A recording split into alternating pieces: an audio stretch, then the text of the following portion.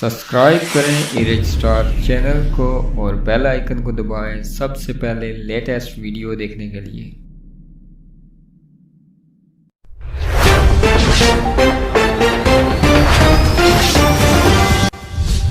अस्सलाम वालेकुम दोस्तों, इरेज स्टार टीवी पर आपको खुश आमदीद। मीरपुर में शहरी 2 लाख रियाल में 20 मुर्गियां बेचकर पछताने लगा, पुलिस थाना सिटी पहुंच गया। तफसीलात के मुताबिक मीरपुर के सेक्टर F2 में मुर्गियां बेचने वाला नौसरबाज के हाथों लुट गया। नौसरबाज मुर्गियां लेकर गरीब को 2 लाख रियाल का नोट थमा गया। मुर्ग फरोश जब करेंसी तब्दील करवाने गया तो पता चला कि ये करेंसी नोट खत्म हो चुके हैं। नौसरबाज सेक्टर F2 में सफेद गाड़ी में आए 20 मुर्गियों के ओज 2 लाख ईरानी रियाल दिए। पुलिस थाना सिटी ने कार्रवाई शुरू कर दी।